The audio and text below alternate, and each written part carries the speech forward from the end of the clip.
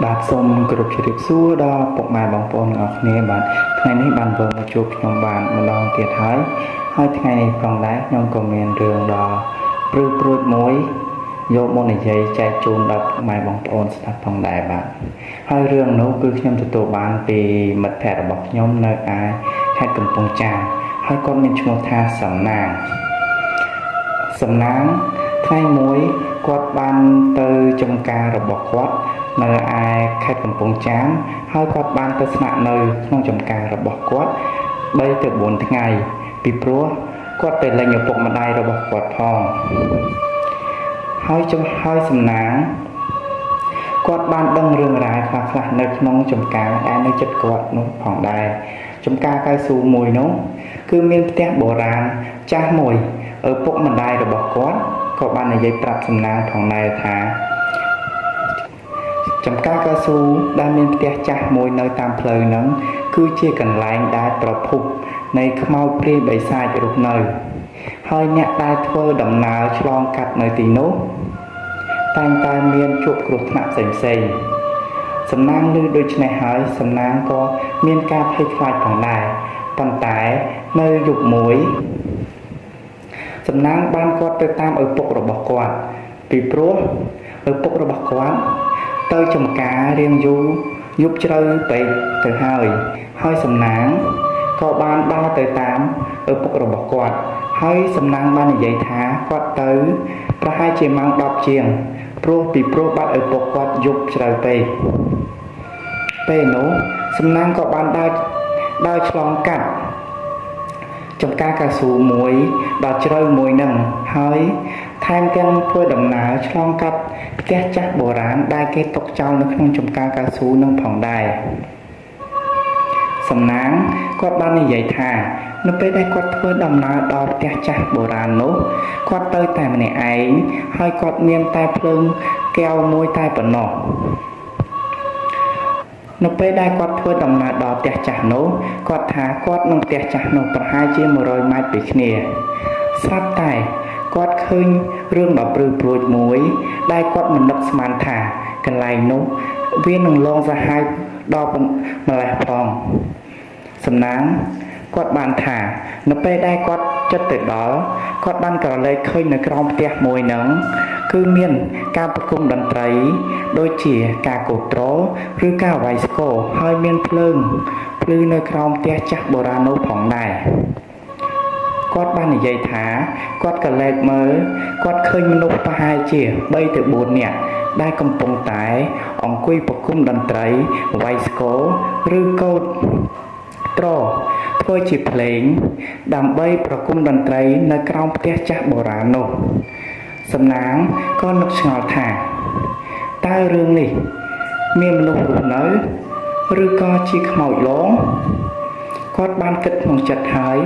ពីព្រោះគាត់បាននឹកឃើញថាកាលពីថ្ងៃមុនឪពុកម្ដាយរបស់គាត់ក៏បាននិយាយប្រាប់ផងដែរថានៅទីនោះមានខ្មោចលងកាត់សាហាវផងដែរអ្នកដែលធ្វើដំណើរឆ្លងកាត់យប់នៅទីនោះតែងតែមានជួបគ្រោះថ្នាក់ផ្សេងសំណាងនឹកឃើញឪពុកម្ដាយនិយាយដូច្នោះគាត់ក៏មិនបានចាប់អារម្មណ៍អីផ្សេងទៀតដែរព្រោះគាត់បានដឹងថានេះគឺជាខ្មោចលងហើយគាត់ក៏បានដើរហួសផ្ទះនោះបន្តិចនៅគាត់ធ្វើដំណើរហួសផ្ទះបន្តិចក៏មានផ្លូវខ្វែងមួយហើយគាត់បានក្រឡេកឃើញបុរសម្នាក់ដែលពាក់អាវពណ៌ប៉ារ៉ាកំពុងតែបើករថយន្តដែលគ្មានដំបូលគាត់ឃើញហើយគាត់នឹកឆ្ងល់ថាតើនរណាមកបើកឡានទាំងកណ្ដាលយប់ដូច្នេះគាត់ក៏បានវាសពិលទៅឃើញស្រាប់តែអ្វីដែលគាត់មិននឹកស្មានដល់បុរសដែលម្នាក់ពាក់អាវពណ៌ប៉ារ៉ាជិះឡានដែលអត់ដំបូលនោះគឺជាខ្មោចកំបត់កដែលគ្មានកសោះឡើយហើយគាត់បាននិយាយថានៅពេលដែលជិះហួសផ្លូវកែងនឹងបន្តិចឡាននឹងក៏កាច់បត់ចូលផ្លូវកែងទៅម្ខាងទៀតហើយគាត់បានថាផុតតែគាត់បន្តិចគាត់ក៏វិសកែវរកមើលឡាននឹងទៀតក៏លែងឃើញសំណាងចាប់ផ្ដើមមានអារម្មណ៍ថាភ័យខ្លាចយ៉ាងខ្លាំងពីព្រោះរឿងដែលគួរឲ្យព្រឺព្រួច បានកើតឡើងចំពោះសំណាងក៏បាននិយាយថាគាត់ខំតាំងស្មារតីយ៉ាងខ្លាំងដើម្បីកុំឲ្យខ្មោចនោះតាមលោកបន្លាចគាត់ទៀតគាត់ខំដើរម្នាក់ឯងគាត់ក្នុងចិត្តរបស់គាត់ថាមានការភ័យជាខ្លាំងពីព្រោះរឿងនេះគាត់មិនដែលជួបសោះឡើយតាំងពីតូចមកគាត់ខំប្រឹងតាំងស្មារតីដើរទៅផុតកន្លែងផ្ទះចាស់នោះហើយគាត់ក៏ទៅតាមឪពុរបស់គាត់ទៅដល់ចំការ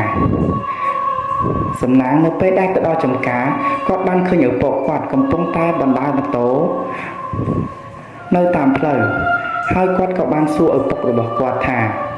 តើគាត់កើតអ្វីបានជាមិនជិះម៉ូតូមកផ្ទះអញ្ចឹងប៉ារបស់គាត់បាននិយាយថាម៉ូតូវាខូចទៅហើយអញ្ចឹងហើយទើបប៉ាបានប៉ាធ្វើដំណើរបណ្ដាលម៉ូតូទៅផ្ទះយើងវិញណាកូនសំណាងបានជួបឪពុកហើយគាត់ក៏មានអារម្មណ៍ថាត្រេកអរជាខ្លាំងពីព្រោះគាត់បានជួបឪពុករបស់គាត់ហើយគាត់បានដើរពីអ្នកឪពុករបស់គាត់មកផ្លូវដដែលវិញនៅពេលដែលសំណាងធ្វើដំណើរពីអ្នកឪពុករបស់គាត់មកដល់ទីតាំងកន្លែងដែលត្រូវខ្មោចលងដល់កាចសាហាវព្រៃផ្សាយចំពោះគាត់នោះរឿងដែលគាត់នឹកស្មានមិនដល់គាត់ធ្វើដំណើរមកដល់ទីតាំងពីអ្នកឪពុករបស់គាត់ស្រាប់តែឃើញក្រុមផ្ទះនោះនៅតែប្រគំតន្ត្រីដដែលហើយអ្វីដែលគួរឲ្យភ្ញាក់ផ្អើលនោះរត់តែមានមនុស្សច្រើនជាងមុនទៅទៀតស្លៀកសខ្លះទៀតស្លៀកខ្មៅគាត់បាននិយាយថាប៉ាកន្លែងនេះខ្ញុំមកមុនបន្តិចគឺមានគេប្រគំតន្ត្រីលេងដូចអញ្ចឹងដែរប៉ុន្តែមនុស្សតែ3ទៅ4នាក់តែប៉ុណ្ណោះខ្ញុំដឹងថានេះមិនមែនជាមនុស្សទេខ្ញុំខំប្រឹងតាំងស្មារតីណាស់ដើម្បីដើរទៅរកប៉ាគាត់បាននិយាយថាកន្លែងហ្នឹងគឺអញ្ចឹងហើយអ្នកដែលឆ្លងកាត់នៅទីនោះតែងតែឃើញអ្វីដែលប្លែកនិងឃើញរឿងដ៏ព្រឺព្រួចកាចសាហាវនៅទីនោះផងដែរឪពុកសំណាងគាត់មិនខ្លាចសោះឡើយក៏ព្រោះគាត់បានស៊ាំទៅហើយចំពោះការធ្វើដំណើរឆ្លងកាត់នៅទីនោះនៅពេលដែលសំណាងបានធ្វើដំណើរហួសផ្ទះនឹងបន្តិចគាត់ក៏បាននិយាយរឿងរ៉ាវប្រាប់ដែលគាត់ធ្វើដំណើរមកតែឯងមានជួបហេតុការណ៍ផ្សេងនោះគាត់បាននិយាយប្រាប់ឪពុករបស់គាត់ហើយឪពុករបស់គាត់បាននិយាយថាឡានដែលអត់ដំបូលបើកដោយបុរសម្នាក់គ្មានក្បាលនោះគឺជាឡានប៉ុន្មានខែមុនគឺគេគ្រោះថ្នាក់ចរាចរណ៍នៅទីហ្នឹងក៏ព្រោះតែធ្វើដំណើរឆ្លងកាត់នៅទីហ្នឹងមានខ្មោចលងទើបអ្នកបើកមិនអាចគ្រប់គ្រងស្មារតីបានមានការភ័យខ្លាចទើបក្រឡាប់ហើយស្លាប់បាត់បង់ជីវិតណាកូនចឹងហើយទើបទីនោះមានខ្មោចលងជារៀងរាល់ថ្ងៃអ្នកដែលមិនដាល់ឆ្លងកាត់នៅទីនោះប្រកាសជាមានគ្រោះថ្នាក់អ្វីផ្សេងហើយក៏ព្រោះតែខ្មោចលងនៅទីនោះមានរូបភាពប្លែកនិងកាចសាហាវជាខ្លាំងគាត់បានរៀបរាប់និយាយលេងជាមួយឪពុកគាត់បណ្ដារហូតមកដល់ផ្ទះរបស់គាត់ដែលនៅក្នុងចំការហើយគាត់ក៏បានងូតទឹកងូតអីសម្រាប់ប៉ុន្តែសំណាងបាននិយាយថារឿងរ៉ាវនេះហេតុអ្វីបានជាដកក្នុងខួរក្បាលគាត់បែបហ្នឹងហើយគាត់បានថានៅពេលដែលគាត់ខំប្រឹងសង្ងំគេងយប់ប្រហែលជាម៉ោង12ទៅម៉ោង1យប់ទៅហើយហេតុអ្វីនៅតែមិនព្រមបំភ្លេចរឿងនឹងសោះឡើយគាត់ថារឿងនេះជារឿងដ៏ព្រឺព្រួចសម្រាប់គាត់ខ្លាំងបំផុតពីព្រោះគាត់តាំងពីក្មេងមកគាត់មិនដែលជួបហេតុការណ៍ប្លែកដល់កាចសាហាវបែបនេះសោះឡើយ2ថ្ងៃទៅ3ថ្ងៃក្រោយមកសំណាងក៏នៅតែមានការភ័យខ្លាចផិតភ័យនៅក្នុងចិត្ត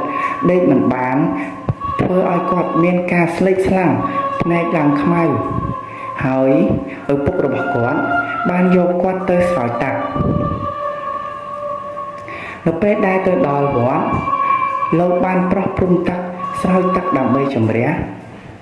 ការភ័យខ្លាចរបស់សំណាងចេញ ប៉ុន្តែសំណាងហាក់បីដូចជាមិនធូរស្បើយសោះឡើយសំណាងនៅពេលដែលបានស្រោចទឹករួចហើយគាត់ក៏បានធ្វើដំណើរមកផ្ទះវិញជាមួយឪពុករបស់គាត់ប៉ុន្តែនៅពេលដែលគាត់ធ្វើដំណើរមកដល់ផ្ទះរបស់គាត់ប៉ុន្មានថ្ងៃក្រោយមកគាត់ក៏ធ្លាក់ខ្លួនឈឺក៏ព្រោះតែការផិតភ័យខ្លាចរបស់គាត់បានធ្វើឲ្យគាត់មានការទឹកទ្រង់រាងកាយហើយនឹងធ្លាក់ខ្លួនឈឺថែមទៀតផងឪពុករបស់គាត់មានការភ័យខ្លាចជាខ្លាំងគាត់ក៏បានយកសំណាងទៅមើលនៅគ្រូខ្មែរបាននិយាយថាខ្មោចនេះឲ្យតែអ្នកណាទុនខ្សោយគឺវានឹងតាមធ្វើបាបដល់ឡាយរហូតដល់អ្នកនោះបាត់បង់ជីវិតឬក៏អាចឈឺរ៉ាំរ៉ៃរហូតដល់ស្លាប់ផងដែរគ្រូខ្មែរបាននិយាយថាសំណាងត្រូវតែចំណាយពេលព្យាបាលជំងឺនេះនៅជាមួយគាត់ជាច្រើនថ្ងៃដែរឪពុករបស់គាត់ក៏មានការយល់ព្រមប្រហែលជាមួយសប្តាហ៍ក្រោយមកសំណាងក៏បានធូរស្បើយហើយការចងចាំរបស់គាត់ជាមួយនឹងរឿងដ៏ព្រឺព្រួចនោះក៏បានបាត់រស័ព្ទទៅវិញដោយសារតែសំណាងនៅជាមួយគ្រូខ្មែរដែលបានប្រុងប្រយ័ត្នស្រោចទឹកនិងតាំងចិត្តថាកុំខ្លាចសំណាងក៏បានធូរស្បើយជាមកដូចដើមវិញសំណាងក៏បានត្រឡប់មកផ្ទះវិញព្រោះនៅជាមួយឪពុកគាត់ហើយគាត់លំប្រែជាមួយសប្តាហ៍ក្រោយមកគាត់ក៏បានធ្វើដំណើរមករស់នៅភ្នំពេញដដែលវិញរឿងនេះបានកើតឡើងចំពោះសំណាងដែលគឺជាមិត្តភក្តិរបស់ខ្ញុំផ្ទាល់រឿងពិតកើតឡើងនៅទឹកដីខេត្តកំពង់ចាមតើបងប្អូនមានរឿងអ្វីខ្លះដែលគួរឲ្យព្រឺព្រួយជាងនេះបងប្អូនអាចនិយាយបញ្ចេញមតិនៅក្នុង comment នេះបានសូមអរគុណ